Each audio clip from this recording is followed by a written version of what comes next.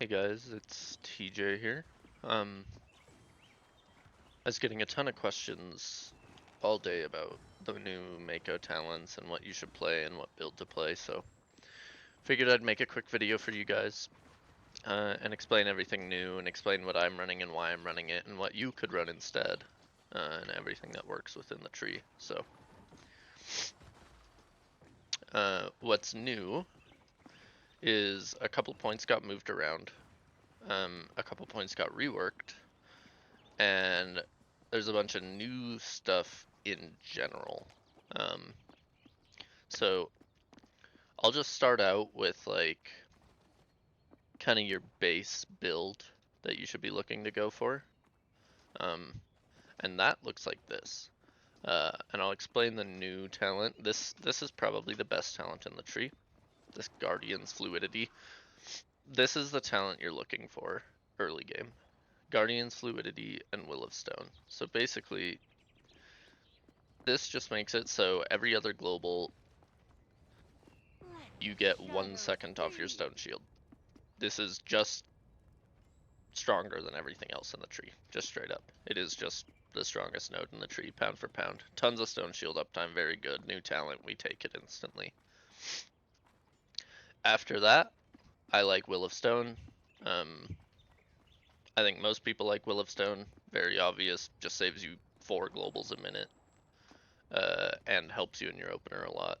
Super easy 1 point, we take that every time. Now, after that, you can make a couple different decisions. So, my next 2 points didn't actually go into resonance and debilitating. I felt like I was tanky enough to just go for damage. So, like, if you wanted to go for damage in the early game after you get these 2 points, you could go Harsh Winds, Rumbling, Unwavering. Like, these are all good damage nodes. I wouldn't ever put points into Thundering. I think this talent node is pretty mediocre. Conclusive is also kind of whatever in the early game. But yeah, I was playing this for most of the early game, and then when I started getting into some more challenging content, I took out some of these more damage-oriented points and I put them in Resonance and Debilitating Vortex. This is your baseline defensive setup for Mako, is Resonance of Earth, Debilitating Vortex, Guardian's Fluidity, and Will of Stone. Now, Harsh Winds does compete for these points in an interesting way. I would much rather, if I'm trying to be tanky on bosses, play Harsh Winds and Rumbling Stone than Resonance of Earth. Resonance of Earth is really, really strong, especially against trash. But Harsh Winds, and I'll explain why in a second, and Rumbling Stone makes you basically immortal to boss fights. So this is a really good setup for capstone dungeons. You're +7, you're +14, where you're fighting 3 different bosses over the course of the dungeon, and you kind of have infinite time, so you can take the trash slow. This Harsh Winds and Rumbling Stone is going to make you super self-sufficient. It's going to make you dodge a bunch of melees from the boss. It's overall just going to be really good when you're fighting 3 bosses. Otherwise, put it into Resonance and you're happy. But this is like your baseline decisions. And this Harsh Winds talent is interesting. Basically does nothing on trash. You could picture this as literally your Spirited Vortex does 20% more damage and just ignore the rest on trash. But on bosses, this talent is going to dodge so many melees. Something like Wraith Tide, where you're getting just clapped by the first boss and the boat boss. This talent is probably the single best talent available to either tank against bosses, so something to keep in the back pocket. Little Harsh Winds Rumbling Stone action, you're going to be doing 20% more earth damage, so you're healing more, you're going to be dodging a ton of melees, super tanky on bosses. When you're going through adventures, throw it in Resonance of Earth. Alright, now after this, let's say we're doing my setup with the durability and trash talents. You're looking at, you're making a decision. with your next set of talent points. So I think most people are looking at Earthborn, and I think Earthborn is okay. I chose not to play Earthborn for this entire playthrough, and I still stand by that. I really think with all the new stuff, with new Unwavering Spirit, with Guardian's Fluidity, I don't actually think Earthborn is helping you maintain Stone Shield at all. It's just giving you more siblings, right? Which is good. It's very strong. But with the Earthborn nerf, no 30-second shatter, only sibling cooldown, I prefer the self-sufficiency. So when I was going through these talent points, I was putting it in Unwavering Spirit. By the way, Unwavering Spirit is reworked. It's not that much different, but it's basically just a little bit of spirit. I think the Stone Shield refund from Spirit procs, kinda whatever.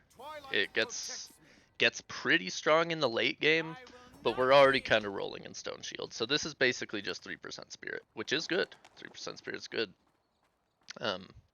But that's how you can look at this node. So I put it in Unwavering Spirit, Conclusive, Rumbling Stone. This was my preferred setup through the mid game. These 3 points. This made me significantly more self-sufficient, especially in like capped AoE. With this Rumbling Stone talent and Conclusive, my fists are actually doing a lot of damage through about 5 targets. And I can just sit there and punch, and it's doing like 30% more damage than it would have done with Earthborn, which means 30% more healing, right? The math probably doesn't work out exactly like that, but you get the point. So this is your choice. I played some Earthborn keys. They were fine. Tanked them great. It worked. I played this setup, Rumbling Stone, Unwavering, Conclusive. Also worked great. Super self-sufficient.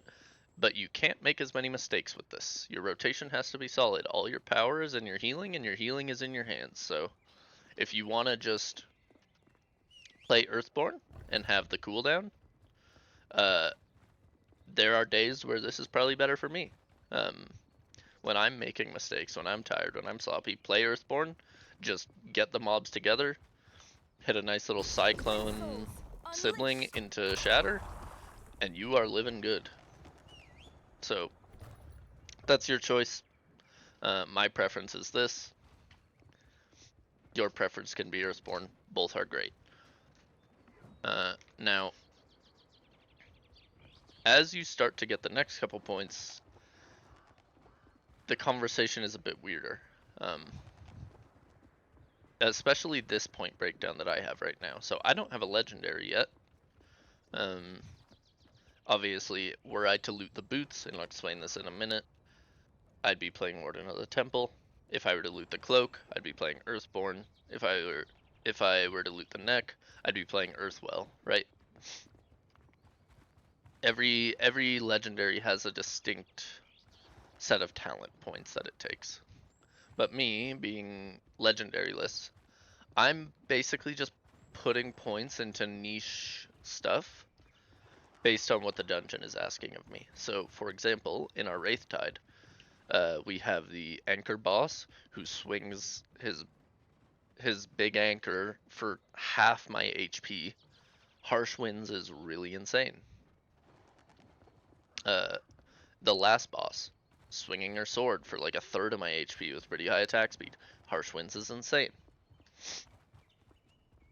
But doesn't do anything on trash. So when we go in dungeons, we can look at things like Stone Guard, we can look at Slipstream for kiting, stuff like that. Or even if I really want to, I can drop Conclusive, go Earthborn, whatever I like, right? All this stuff works. It just depends on what you're encountering, right? I really like the Harsh Wind setup. I just got a talent point from beating Wraith Tide, so I get to put this one random talent where I want. Probably going to put it in Slipstream for progressing through Paragon. But I don't know, I might also drop all this and go Earthborn, so we'll see. All that's viable.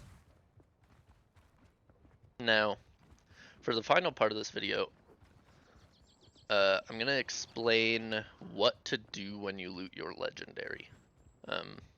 So I'm gonna go back to the baseline setup, these 4 points, and pretend I loot the cloak. Looting the cloak, super simple. You just click Earthborn, and that's it.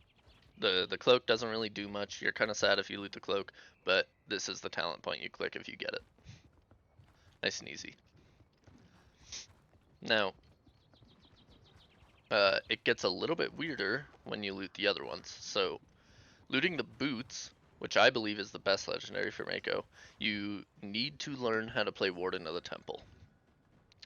Now, TLDR on Warden of the Temple, I'll play around with it a little bit here. As you spend your Earthfalls and Stormfalls, so these little generators right here, you get these stacks right here. And at 3, you get to use an empowered palm buff. Empowering your double palm strike, so the one that gives magic reduction and parry, is going to give you 25 serenity stacks. Now this is important because the boot legendary gives you damage reduction and damage based on how many serenity stacks you consume when you press it. So basically, even though this thing empowers both your double palm and your vortex, you are just going to be using all your temple stacks on double palm strike to give you more serenities to fuel your legendary. Tankiest setup we have, super punishing to rotational mistakes, but if you get good at using Warden and boots, you are never going to die to anything. It is impossible to die with that setup. It is so tanky. Until you make one mistake and then you die. But besides the point. And when you're playing Warden, if you're playing for damage, you really want conclusive harsh winds. I don't ever recommend empowering a Spirited Vortex with your temple stacks. If you do, you're going to feel squishy as shit. You're going to die in really hard pulls. I tried really hard to make it work, and the private playtest died every time. You ever empower a Spirited Vortex in a hard pull, you just instantly flop. But if you know you can, and you can play Harsh Winds conclusive, and you can keep an empowered Vortex up, so easier content, or maybe something like Sailors, where you're not really in danger, but the team is. Empowering this Vortex, keeping it fairly high uptime, really high damage. The only thing that's worth noting is if you are going to play for damage and empower the Vortex, do not override it with Will of Stone. Plan around Will of Stone. You don't want to be losing Shatter uses to empower your Vortex. It's not worth it. So plan around that. Basically, the sequence will be like, you'll Shatter on pull, you'll go through your Builder Spender, you'll get this Serenity stacks, and then on this next one right here, this next temple that I have, I'm going to be empowering the Vortex. If I'm playing for damage.